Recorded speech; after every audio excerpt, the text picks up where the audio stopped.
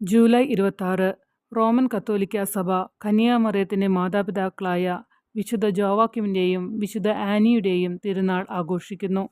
AD 170 രചിക്കപ്പെട്ട യാക്കോബിൻ്റെ സുവിശേഷങ്ങളിൽ നിന്നാണ് ഇവരെപ്പറ്റി അറിവ് നമുക്ക് ലഭിക്കുന്നത്. അന്ന എന്ന വാക്കിൻ്റെ അർത്ഥം വരപ്രസാദം എന്നും ജോവാക്യം എന്ന വാക്കിൻ്റെ അർത്ഥം ദൈവം രക്ഷിക്കും എന്നുമാണ്. ഇവർക്ക് വളരെ കാലമായി മക്കൾ ഇല്ലായിരുന്നു.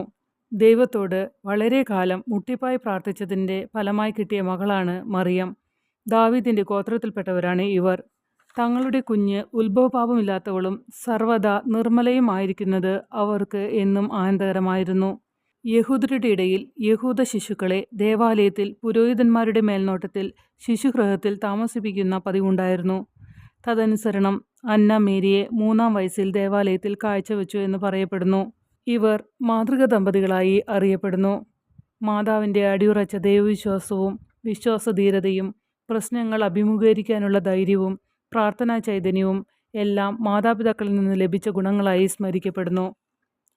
ക്രിസ്തീയ കുടുംബങ്ങളുടെ മധ്യസ്ഥരാണ് വിശുദ്ധ ജോവാക്യമും വിശുദ്ധ ആനിയും.